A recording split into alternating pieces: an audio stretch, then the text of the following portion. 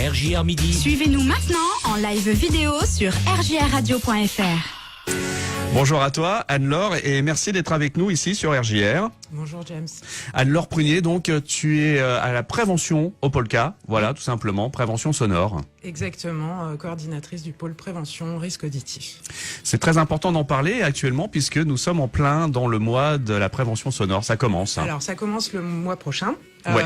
En l'occurrence, par contre, il y a une grosse actu quand même sur le sujet puisque depuis le début de semaine dernière, il y a une nouvelle loi en fait sur les volumes sonores en concert qui s'applique à toutes les salles de concert et tous les organisateurs de concerts. Donc depuis lundi dernier, tous les organisateurs de concerts sont obligés de baisser un petit peu le son par rapport à ce qu'ils pouvaient faire avant. Cette nouvelle loi inclut désormais les festivals en plein air, ce qui n'était pas du tout le cas avant. Donc maintenant, les festivals aussi sont concernés par une limitation sonore. Donc en soi, nous au Polka et plus largement dans le réseau Agisson dont on fait partie, qui est un réseau national qui travaille autour de toutes ces questions-là, on est plutôt content de voir que tout le monde se responsabilise par rapport à tout ça. La baisse de niveau sonore en soi n'est pas forcément mauvaise en tant que telle. On reste quand même, le niveau sonore qui est préconisé désormais reste quand même suffisant pour avoir du plaisir avec la musique amplifiée, telle qu'on l'a pratiquée jusqu'à maintenant.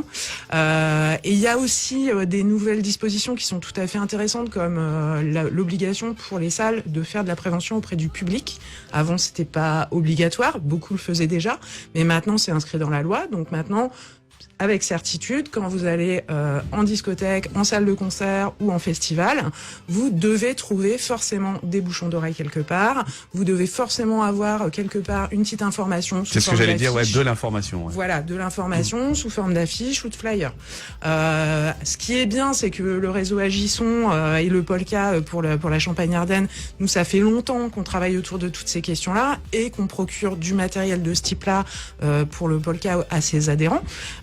Donc là justement c'est le moment pour toutes les salles de renouveler un peu leur dotation et s'assurer qu'ils ont de quoi informer le public, et pour le public d'aller vers les gens dans les salles pour demander les infos et demander des bouchons d'oreille si besoin.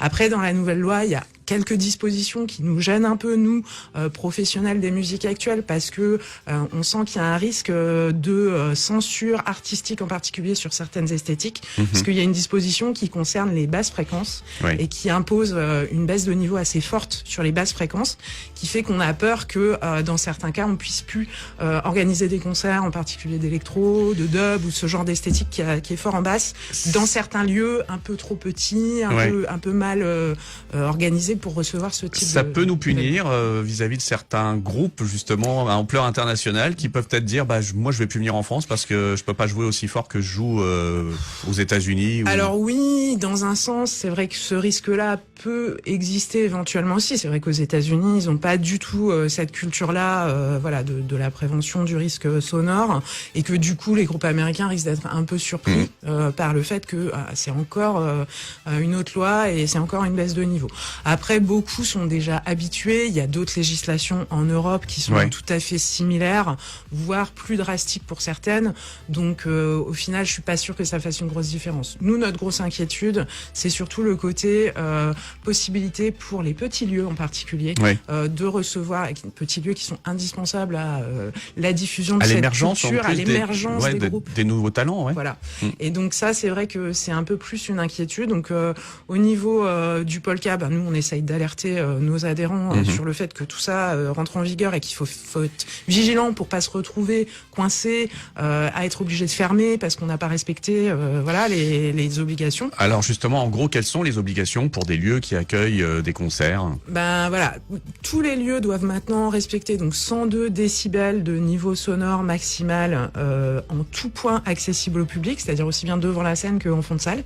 Ça, c'est un peu une question qu'on se pose, nous, c'est de savoir si vraiment on arrivera reviendra à ça parce que 102 décibels finalement, on n'est pas loin du niveau d'une batterie de base, pas amplifiée. Ouais. Donc c'est vrai que en devant de scène, on est souvent sur des niveaux supérieurs. Donc on va voir ce que ça va donner. Après, il y a une autre disposition, donc je le disais, sur les basses fréquences. Donc là, c'est un peu inquiétant sur les esthétiques riches en basses fréquences. On va voir comment ça se passe.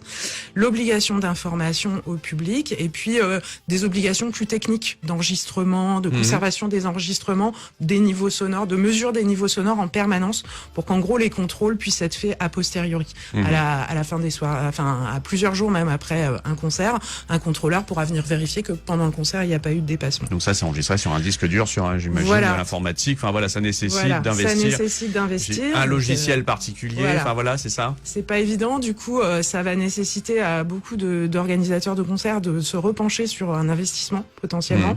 Donc nous on essaye d'accompagner tout ça, sachant que pour l'instant le matériel qui est disponible à la vente n'est pas complètement adapté en fait à cette nouvelle législation parce que ça a été un peu vite et qu'il faut le temps que les fabricants se mettent en ordre de marche par rapport à tout ça. Super. Donc pour l'instant nous on donne à nos adhérents des conseils vis-à-vis de tout ça et on dit surtout ne paniquez pas, ne vous précipitez pas parce que finalement pour l'instant le matériel qui existe n'est pas complètement adapté. Il va y avoir une tolérance de toute façon pendant plusieurs mois voire peut-être même plusieurs années et on attend de voir comment ça va se décanter. Il convient quand même, j'imagine, de faire attention quand même au niveau, peut-être avec un sonomètre, enfin pas, si c'est ça, c'est un sonomètre. Oui, bien sûr. Alors après, tout organisateur peut tout à fait être équipé un minimum d'un petit équipement qui permet de vérifier, mais toutes ces questions-là, dès qu'on rentre un peu dans les détails techniques, ça peut être très très fin. Une toute petite différence en intensité peut déjà faire une grosse différence en décibels. Donc on peut se retrouver dans le rouge sans s'en rendre compte finalement. Donc c'est là où il faut quand même faire attention et essayer de faire en sorte de montrer, nous professionnels du secteur, on essaye de montrer que on s'implique dans tout ça, on fait en sorte que le maximum de gens soient informés et soient dans les clous.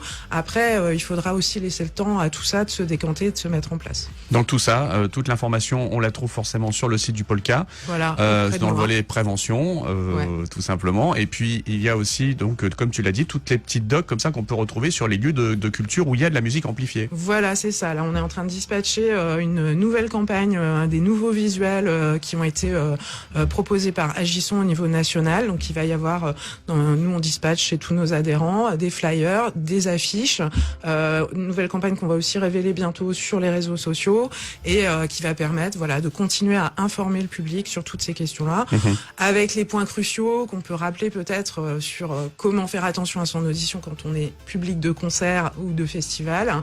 C'est principalement ne pas se coller aux enceintes, faire des pauses et si vraiment on veut rester collé aux enceintes ou on ne veut pas faire de pause, dans ce cas-là, mettre des bouchons. Les bouchons sont là pour aider à gérer tout ça, mais bien sûr, si on veut vraiment profiter de la musique et prendre le plus de plaisir possible avec la musique, soit on met pas les boules qui est gratuites qui sont quand même pas très qualitatives en termes de qualité de son, soit on s'équipe de bouchons un peu plus élaborés qui eux ne sont pas gratuits. Il y a des niveaux quoi, on peut commencer par quelque chose qui est pas très cher, je crois que c'est 10 € une paire. Oui, on peut trouver des paires à 10 € qui sont déjà tout à fait correctes en termes de qualité sonore qui permettent vraiment de profiter des morceaux de musique presque comme s'ils étaient naturellement véhiculés jusqu'à l'oreille, on va dire, mais avec un volume sonore un peu réduit. Donc pour les gens qui sont un peu sensibles ou qui sont un peu fatigués les oreilles plutôt dans leur vie ou dans la semaine où ils viennent voir le concert qui ont déjà beaucoup abusé, il faut pas hésiter à investir dans ce genre de truc parce que ça peut être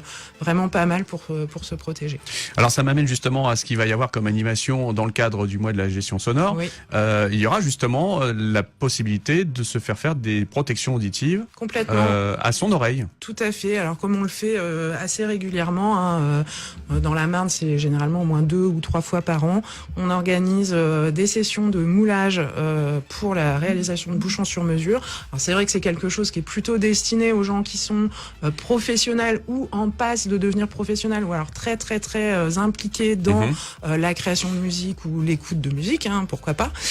Ça coûte 90 €, il faut s'inscrire et on vient et on se fait faire sur mesure un bouchon qui va être vraiment adapté parfaitement au conduit auditif. Après quelqu'un qui va régulièrement à des concerts et il peut y trouver son confort aussi quoi. Complètement, c'est vrai que c'est le top de ce qu'on peut trouver en termes de protection auditive positif. Donc il va y avoir 2 sessions, une à la Cartonnerie, au studio de la Cartonnerie le 28 novembre, et une à l'école de Batoukada, Rythmistas d'Ospili, le 30 novembre. Donc pour les 2 sessions, il y a des événements Facebook qui ont été créés, qui sont partagés par la Cartonnerie et Rythmistas.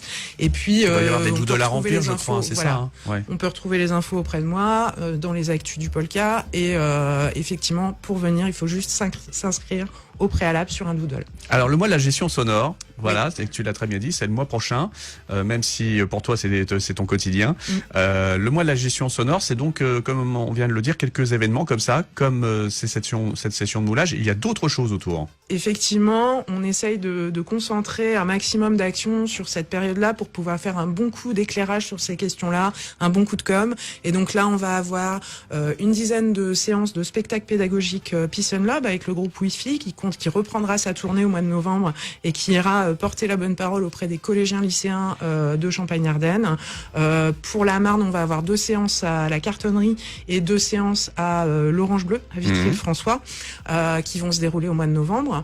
Et puis, on va mener diverses autres petites actions, un atelier à la mission locale de Vitry-le-François pour les jeunes, une petite formation pour les jeunes en service civique en lien avec la Ligue de l'enseignement de la Marne. Voilà, il y a plusieurs choses comme ça qui vont se passer au cours du mois de novembre, qui vont nous permettre aussi de continuer à parler de toutes ces questions. Et puis, on est très content aussi cette année parce que on a un parrain de cet événement qui est un artiste local, et en l'occurrence c'est pas un parrain, en fait c'est une marraine. Et donc c'est aujourd'hui qu'on dévoile pour la première fois que la marraine du mois de la gestion sonore en Champagne-Ardenne sera Gustine. Excellent. Voilà, on est très fiers d'avoir réussi à la raccrocher très belle ambassadrice. À ce bel événement, et très content, et elle est très motivée en plus pour faire plein de choses avec nous. Donc je pense que on va pas mal échanger avec elle publiquement via les réseaux sociaux, diffuser ses sons, et elle va porter la bonne parole pour nous. Donc c'est déjà, ça apparaît déjà fructueux. Et ben justement, voici ce qu'elle en dit, Gustine. J'ai réussi à l'avoir au téléphone et voici ce qu'elle nous en dit. Super. Moi, c'est une problématique évidemment qui est récurrente, hein, parce que comme c'est mon métier, je suis souvent exposée à du son, fort, à du volume surtout. Voilà, du volume, et puis des durées, hein, les répétitions, les résidences, etc. Et donc forcément, évidemment, sensible à ce que je peux provoquer dans le public en face, quoi. L'idée, c'est de leur procurer du kiff, mais pas des problèmes. Oui. Donc voilà, il y a une responsabilité aussi, je pense, de la part des artistes de prendre la parole sur ce thème. Alors cette responsabilité de marraine, comment elle se traduit pour toi? Tu vas avoir justement des petites interventions aux côtés du Polka, d'Agisson, comment ça va se passer? Ouais, on va essayer de mettre en place plusieurs actions de communication, de moi pouvoir parler via les réseaux sociaux, par exemple, de relayer un peu les infos que Agisson peuvent me transmettre, et inversement, Agisson va pouvoir communiquer aussi, à travers moi sur tout ça, quoi. Voilà, donc elle est très contente d'être et nous on est ravis la aussi. marraine. Franchement, mais c'est vrai que c'est bien parce que effectivement, elle est aussi bien là pour expliquer donc ce que vit un musicien au quotidien, et puis aussi finalement elle connaît bien la problématique, quoi. Complètement. Et comme en plus elle a plusieurs vies et qu'elle vient aussi d'ouvrir une école de musique actuelle à Reims, un tout jeune lieu qui démarre, qui s'appelle Le Lieu, qui est à la fois un lieu qui organise des concerts et un lieu qui va enseigner toutes les questions de musique actuelle aux plus jeunes. C'est vraiment super intéressant pour nous d'échanger avec elle sur ces questions-là, et d'envisager aussi la mise en place d'actions pour les élèves ou les futurs élèves de ce lieu, bien et sûr, pour le public qui viendra voir les concerts. Et on est très content d'ailleurs que ce lieu ait tout de suite rejoint le Polka et fait partie désormais des adhérents du Polka. Tant mieux, exactement. Alors, si on veut en savoir plus, tu l'as dit tout à l'heure, il y a plein de moyens. Le premier, polka.fr, sur la page prévention. Tout à fait. Et puis après, il y a toujours possibilité de nous appeler, de nous envoyer un mail. On est aussi sur les réseaux sociaux. Récemment, on a créé des comptes spécifiques Polka Prévention. Donc maintenant, on a un Twitter, Polka Prév. On a un Instagram qui s'appelle Polkagram, qui est spécifiquement dédié à la prévention